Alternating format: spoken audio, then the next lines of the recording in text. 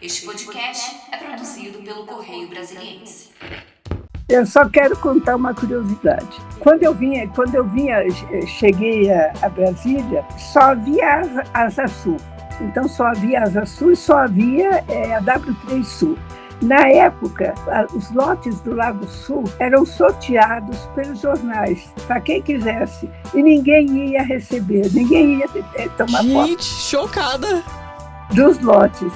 A seleção brasileira de 70, que foi a campeã na Suécia, visitou Brasília nesse período. E cada jogador recebeu um lote de presente, de agradecimento. Nenhum tomou posse, nenhum tomou posse do lote. 50 anos depois, eles voltaram a Brasília e perguntaram quanto custa um lote no Lago Sul. 6 milhões, 7 milhões. O Zagallo disse, eu quero o meu, que eu não recebi. Então já era tarde. Exatamente, não acreditaram na cidade. Não acreditaram.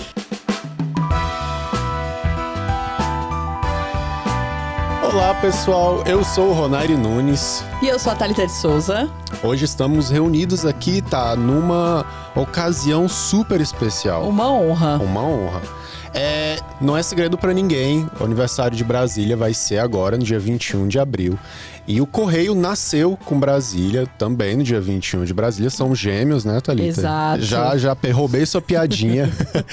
E a gente, como um jornal da capital do Brasil, que é Brasília, né? Me enrolei aí, mas já corrigi. Calma, gente.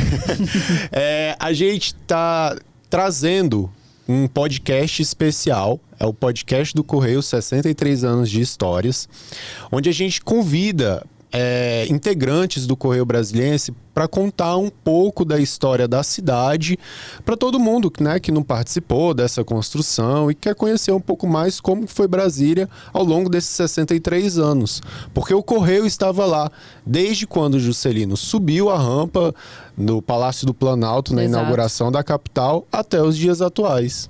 Exato, e aí a gente costurou entre tantos períodos, né, Ronaire, de Brasília, né, e do país também, né, ditadura militar, a redemocratização, capital do rock, né, nós tivemos aqui o Irlan, que olha é uma aí, lenda. de política pra música. Uma lenda, né, da cultura, da música, que veio contar aqui também pra gente. E aí, a gente tem um ponto em comum em todas essas questões, Rony. Qual seria ele, Thalita? O Correio não contou essa história sozinho, né? Essas histórias não foram contadas sozinhas, né? Então, tiveram pessoas ali em todo momento que costuraram, né, essas histórias de maneira muito artesanal para chegar até cada um de nós, né? E cada um dos brasilienses e de todos os brasileiros. Mas, Rony, diga. tem gente que além de costurar, revisou, passou a linha. Ai, meu Deus. Orientou, não é isso? Gente, eu tô com muito medo de falar alguma coisa errada, de errar a concordância das palavras. Pra Deus. Meu Deus, eu tô muito nervoso. Porque hoje, gente, a gente tá recebendo ela de uma forma virtual, né? Por isso que a gente tá aqui com o nosso fonezinho, nosso celular. A gente tá recebendo esse verdadeiro ícone da língua portuguesa, que é a Haddad Squarize. Eu estou emocionada, Rony, porque eu vi a coluna dela no Super. Vocês não conhecem, mas o Super é um suplemento infantil do Correio Brasiliense. E aí, a contracapa, né, a última página, a Haddad trazia lá as dicas também para crianças. Muito bem. Haddad, eu pronunciei o seu sobrenome certinho, né?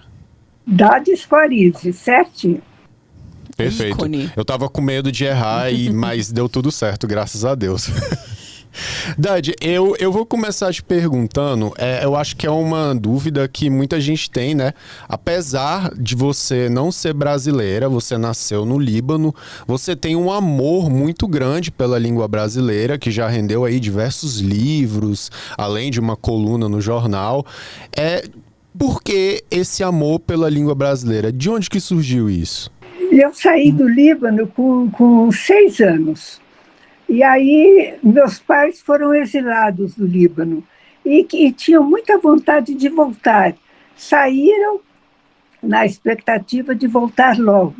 Tanto que minha mãe carregava 7 malas e ela abria só uma mala, que tinha as nossas roupas, que tinha as maiores urgências dela, e mantinha as malas fechadas para embarcar de volta para o Líbano. Então, nesta espera, nós moramos na França, moramos na Espanha, moramos na Argentina, até chegar ao Brasil. Então, nesse período, eu fui aprendendo línguas, aprendendo a lidar com a diversidade das línguas. Era pequena, mas me comunicava com relativa facilidade no francês, no espanhol. E ao chegar ao Brasil, eu entrei na escola primária, no primeiro ano. Eu era mais velha que os demais colegas. Os coleguinhas tinham 7 anos, eu tinha 8. E eu tinha muita vivência, muita experiência. Então, embora eu não soubesse o português, como eles sabiam, eu lidava melhor com a língua, que eu já era alfabetizada em francês. E a alfabetização não é diferente em francês ou português. Então, eu fiquei como que a professora dos meninos. E eles nunca fizeram bullying comigo porque me respeitavam, respeitavam a minha competência. Então, eu fui pegando gosto pela língua portuguesa. E quando eu fiz o vestibular, fiz para economia e para letras. Passei nos 2 vestibulares. Aí eu tive um problema de saúde e tive que optar por um dos cursos. Não tive dúvida, optei por letras, porque falava mais para mim, era a minha vocação. Então foi aí que eu comecei o estudo da língua portuguesa, que não é privilégio meu. Os libaneses têm muita facilidade para a língua portuguesa. Nós temos gramáticos como Saidali, como Bechara, que são libaneses e se dedicaram à língua portuguesa. Os libaneses têm uma inclinação especial pelas línguas. Uhum. E uma facilidade, né, Dade? E, Dade, pelas minhas pesquisas, não sei se estão corretas. Pela sua apuração. Antes de você chegar aqui em Brasília, né, e estudar aqui na UNB, você passou por alguns estados, né? Aparentemente Rio, São Paulo, Porto Alegre. O que te trouxe para Brasília, né? Você e sua família, imagino. Só eu que vim para Brasília. E vim por problema de saúde. Então, eu era asmática e morava no Rio Grande do Sul. Rio Grande do Sul tem um clima muito úmido. E o médico dizia que eu precisava de um clima seco. Não, achou a cidade perfeita. Foi perfeito para eu vir para Brasília. E nós tínhamos contato com o governador. E o governador me deu um emprego. Eu vim já com emprego, como secretária do escritório do Rio Grande do Sul, ali no edifício central, no setor comercial sul. Foi onde eu comecei a minha vida em Brasília. E isso foi em qual ano? Em 68. Gente, nem 10 anos de Brasília. Pois é. Dade, e com relação à sua entrada no Correio Brasiliense, como é que foi? Enfim, como é que o jornalismo acabou te tocando? Então, foi um grande acaso. O Correio Brasiliense tinha mudado de diretor de redação. E o Ricardo Noblar, que era o diretor, precisava de alguém que o ajudasse na primeira página, que lesse a primeira página para não deixar passar erros, porque ele dizia que a primeira página é o cartão de visita do jornal. Se alguém encontrar um erro, vai desistir de ler o jornal. Então, eu fui, no ano 2000, para o Correio, a convite de um amigo que era funcionário do Correio, que me apresentou ao Noblar, e o Noblar topou me ter como auxiliar. E eu trabalhava, na época, na consultoria do Senado. Então, eu saía do Senado e ia para o Correio para fazer a primeira página. Um privilégio começar a carreira jornalística na primeira. Fazendo a primeira página, trabalhando com o diretor de redação. Então foi um início muito bom e muito auspicioso para mim. Sim. Daí, E aí, como é que... Diga. Deste primeiro contato é que eu fui fazendo carreira no jornal. Então, nos primeiros meses que eu estava no jornal, o Tribunal de Contas do Distrito Federal abriu um concurso para 30 mil servidores. Abriu um concurso e 30 mil pessoas se inscreveram nesse concurso. Aí o Noblar chegou para mim, sabendo que eu era professora de português, aí ele disse, que tal oferecer um serviço para esse público? Que tal umas dicas de português? Foi assim, fechando a primeira página à noite, que nasceu a coluna Dicas de Português. E nasceu com a vida, com a idade determinada.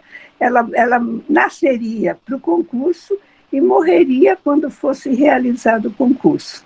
Só que foi realizado o concurso e a coluna morreu. O público reclamou, gostou da coluna. Óbvio! E aí eu voltei. Estou até hoje. Perfeito. E aí, Dade, a coluna, como eu falei, né, ela me tocou, né, quando eu era criança, foi muito importante. Eu acho que ela é uma das grandes riquezas do jornal, porque ela atende àquela questão, né, que é da nossa essência, de trazer um serviço para o nosso leitor. Como é que você vê essa manutenção da sua coluna aí por todos esses anos, né? Já está em 2023. Como que você enxerga esse trabalho que você faz? Qual é a importância dele? Primeiro, as pessoas têm muito interesse na língua. Algumas fizeram o seu curso com deficiência e têm interesse, gostariam de aprender melhor a língua portuguesa. Então, a coluna vai dando dicas de uma forma leve, bem-humorada e sintonizada com a notícia, porque uma coluna no jornal não pode ser uma gramaticona. Não, então, se fosse uma gramaticona, bastava copiar uma página da gramática, né? Jornal é notícia, jornal é novidade. E a coluna trabalha com a notícia, aproveita a notícia para dar uma dica de português. De uma forma leve, bem-humorada, sem agredir ninguém, mas... sarcástica, que eu amo, que eu acho que esse é o traço da Dade que sempre me chamou a atenção. Perfeito. Dade, passando para a minha próxima pergunta, eu sempre fico pensando, não só você, mas como grandes linguistas encaram tantas mudanças que a língua portuguesa sofre com o passar dos anos, né? Seja pela internet, seja por mudanças mais teóricas mesmo. O que você acha da língua portuguesa hoje em dia? De alguma forma as redes sociais estão mexendo muito com a nossa língua ou você acha que essas mudanças são normais? A língua é um sistema de possibilidades e é um organismo vivo. Então, ela muda todos os dias e vai se adaptando. Por isso que os dicionários se atualizam e as gramáticas se atualizam. Agora, existe uma norma culta, é aquela que a gente aprende na escola. Essa a gente tem que aprender. Quando há mudanças, houve, por exemplo, a mudança a reforma ortográfica. Ela foi uma reforma muito, muito pequena. Só mexeu na grafia das palavras paroxítonas. Então, as pessoas aceitaram bem a mudança de tirar um acento, botar um acento, tirar um hífen daqui, colocar um hífen acolá. Não foi nada revolucionário, apenas uma atualização da língua. Tiraram-se acentos e a acentuação ficou mais simples. Claro que para nós que aprendemos a acentuação antiga, nós tivemos que reaprender a nova acentuação. Mas para a meninada que começou na época da reforma, Para a meninada foi ótimo, porque várias regras não precisaram mais ser estudadas. Agora, a internet é outra história. A internet revolucionou a leitura e a escrita. Então, não alterou a norma culta. A norma culta permanece a norma culta, mas ela apresentou uma nova forma de comunicação. As palavras abreviadas, as palavras inventadas, as palavras escritas sem as vogais, por exemplo, beleza, BLZ. Nas salas de bate-papo, tudo é possível para rapidez, para dar a impressão de que não existe a tela, de que nós estamos falando normalmente. Para o WhatsApp também. A gente abrevia, escreve rápido, e agora tem a moda de não iniciar com letra maiúscula nem botar ponto no final. Só botar o ponto no final quando terminou a conversa. Isso é uma revolução na língua, mas não significa que a norma culta deixou de existir. Não, a norma culta é uma coisa e a linguagem das salas de bate-papo são outra coisa. Agora, também, a internet revolucionou a leitura. A leitura tornou-se muito mais rápida. Nós temos muita oferta de conteúdo e tempo insuficiente. Então, a gente passou a ler muito rápido e não ler o texto inteiro. Ler o começo e dificilmente chega ao final. Então, o desafio de quem escreve para ser lido é dizer o mais importante na frente. É deixar o nariz de cera e já começar pelo assunto, porque o leitor dificilmente irá até o fim do texto. E seguir o conselho, menor é melhor. Isso aí é um desafio para mim, Dade. Para mim e para a minha editora, Mariana Niederau. É um desafio para todos nós que escrevemos para sermos lidos. E escrevemos com rapidez, sob pressão. Uhum. Não é? E aí a gente tem que ter um domínio da língua para não tropeçar com facilidade. Exato. E aí, Dade, eu tava vendo em março, saiu uma coluna, a sua coluna, uma edição icônica, que foi o Encontro de Gigantes, Ronari, que foi uma reclamação da Liana Sabo, gente. A Liana Sabo chegou aqui no jornal em 68, hoje ela é uma ícone da gastronomia, né, que escreve sobre gastronomia, e ela estava trazendo algumas reclamações sobre o jeito que o jornal estava abordando alguns conteúdos, né, em relação ao português. Aí ela falava, poxa, antes a gente não colocava sigla na capa e tem estrangeirismo, né, e aí você começou a explicar e falar formas de mudar aquilo, né, e preservar a língua e fazer ser inteligível para quem estava lendo. E aí eu queria saber, Dade, se quando você estava na primeira página, além de revisar erros ortográficos, você também teve que assumir essa posição de falar, poxa, o jeito que vocês estão escrevendo ninguém vai entender, ou não precisa disso, vamos ir por aqui e tudo mais. Você lembra alguma situação assim? Não eram estrangeirismos comuns que a gente usa todos os dias, porque o estrangeirismo é normal na língua. Todas as línguas têm influência de palavras estrangeiras. Quanto maior o contato de uma língua com a outra, maior é o contágio. Então, no século XIX, o Brasil tinha grande influência do francês. O império, né? As pessoas tinham que tocar piano e falar francês obrigatoriamente. Eita. No século XX, o inglês entrou com força total, graças ao cinema, à literatura, à música, à internet, à tecnologia em geral. Inundaram os países de anglicismos, de palavras de origem inglesa. E elas são muito bem-vindas. Só que quando há um exagero, as pessoas se incomodam, reclamam. Por isso que a coluna que eu falei de estrangeirismo fez muito sucesso. Recebi vários e-mails agradecendo pela coluna.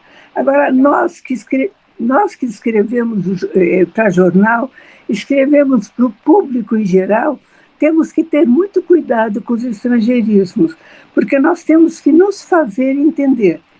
Se o leitor não entendeu, o fracasso é nosso. Então, nós fracassamos. A mesma coisa que os estrangeirismos são as siglas. As siglas muito, muito familiares, como DETRAN, PM, ONU. A gente usa sem precisar dizer por extenso.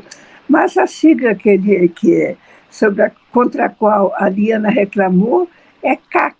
São as pessoas autorizadas a usar armas. Então, nem todo mundo sabe o que é CAC. E apareceu na manchete. Então, ela reclamou e a Ana do Bem me pediu que fizesse a coluna e eu fiz. Então, a gente tem que nós que escrevemos para o leitor e para leitor diversificado, a gente tem que estar de olho sempre no leitor. Se o leitor não entende, não é ele que é burro, não é ele que não estudou, não é ele que não pode me acompanhar, na verdade, sou eu que não soube me comunicar.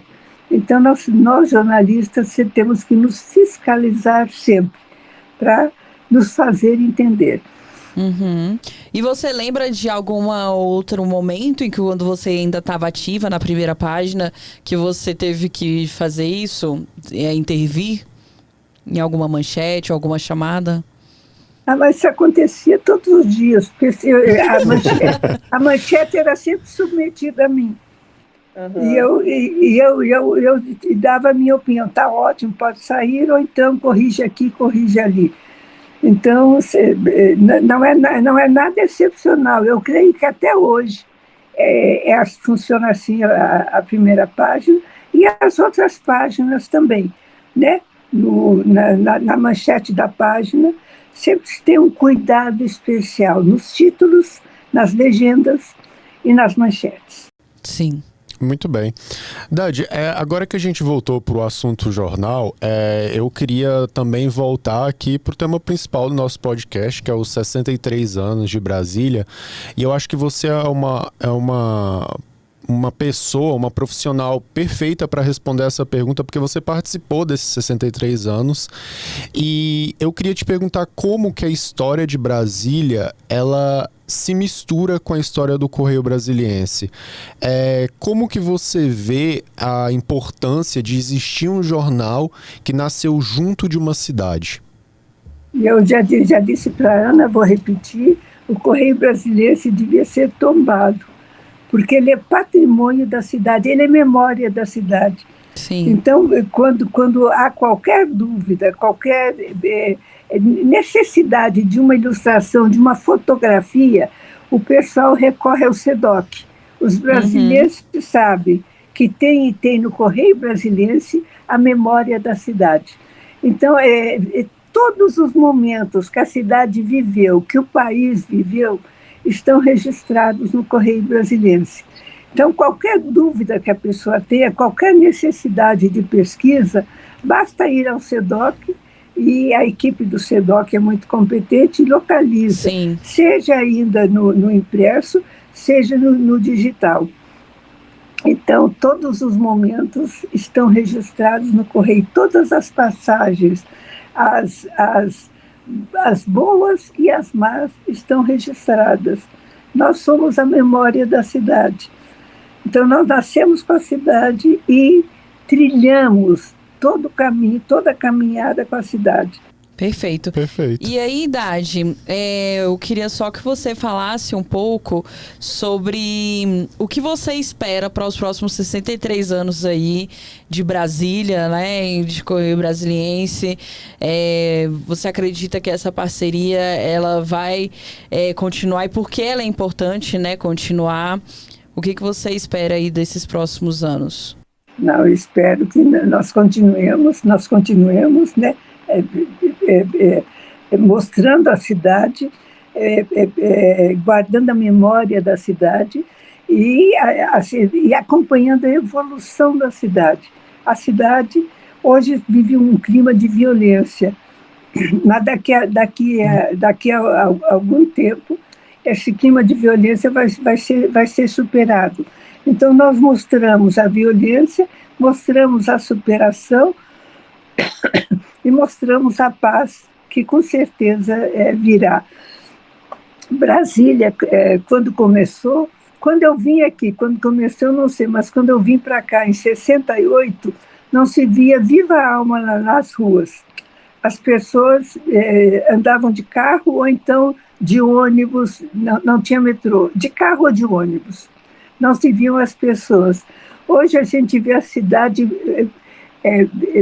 cheia de gente, adultos, crianças, cachorros, gatos, todos nas ruas.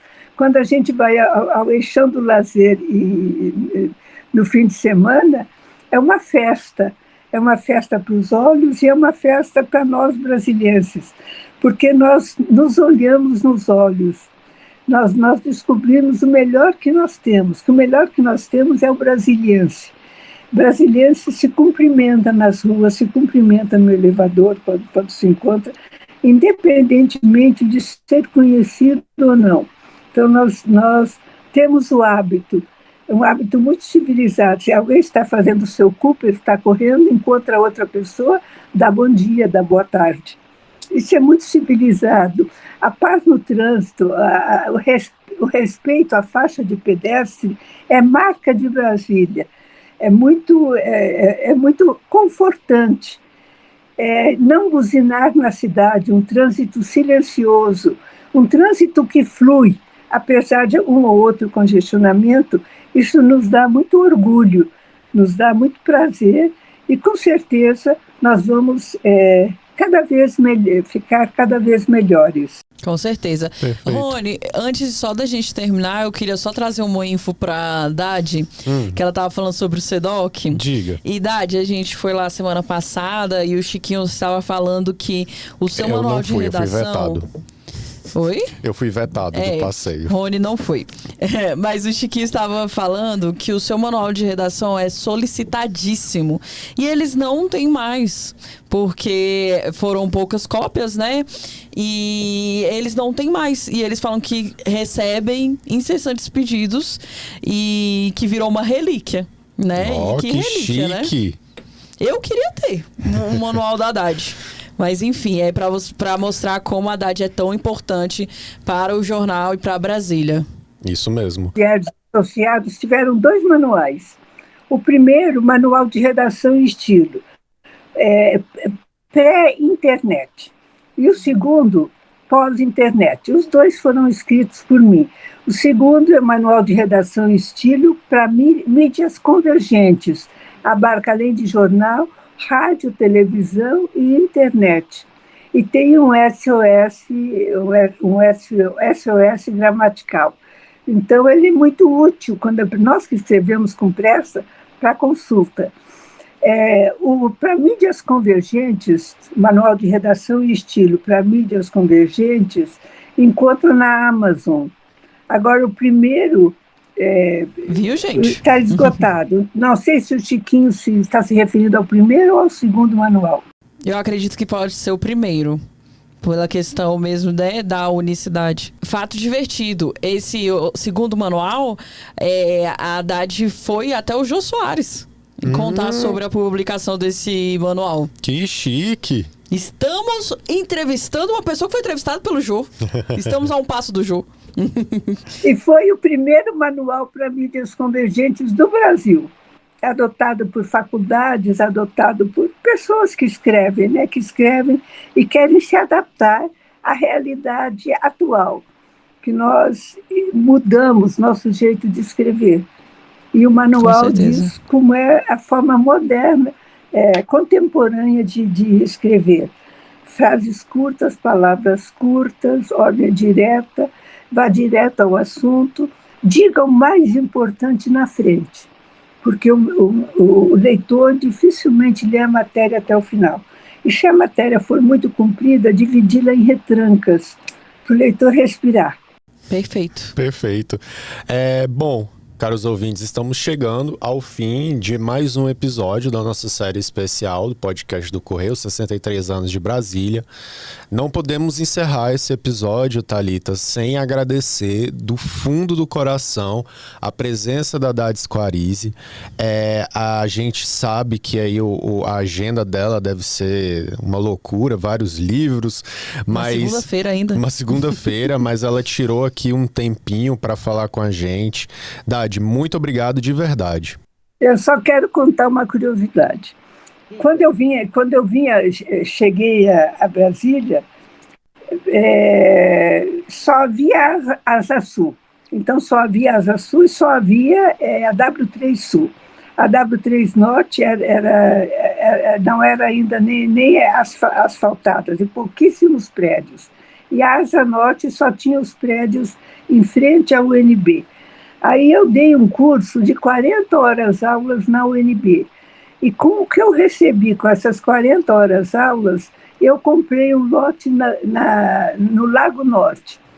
Uhum. Ninguém sabia o que eu estava comprando, o que estava me vendendo, nem eu sabia o que eu estava comprando. Mas, como era um dinheiro que entrou além do meu salário, foi Um investimento, né?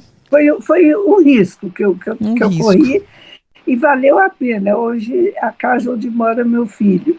Na época, os lotes do Lago Sul eram sorteados pelos jornais, para quem quisesse, e ninguém ia receber, ninguém ia tomar posse dos lotes. A seleção brasileira de 70, que foi a campeã na Suécia, visitou Brasília nesse período. E cada jogador recebeu um lote de presente, de agradecimento. Nenhum tomou posse, nenhum tomou posse do lote. Se ele soubesse como ia valorizar. 50 anos depois, eles voltaram a Brasília e perguntaram quanto custa um lote no Lago Sul. 6 milhões, 7 milhões. O Zagallo disse, eu quero o meu, que eu não recebi. Mas já era tarde. Exatamente, não acreditaram na cidade. Não acreditaram. Pois é, a gente acredita, a gente vai continuar acreditando muito em Brasília, aqui no Correio principalmente. Quero agradecer novamente, Dade, pela sua presença, agradecer a Thalita. Muito obrigada, viu? Foi um prazer, uma honra mesmo. Eu também. Foi uma grande honra. Agradecer também a nossa produção do Caetano Mota. Mariana também está aqui, dando suporte. Quero agradecer a minha chefe por ter me dado a oportunidade de entrevistar a Dade mais uma vez. É isso, Dade. Obrigado. Mariana, Ronaire, Thalita, muito obrigada pela conversa. Muito agradável. Obrigada. A gente que agradece. Dade. Muito obrigado também você que assistiu. Até a próxima e tudo de bom. Tchau, tchau, gente.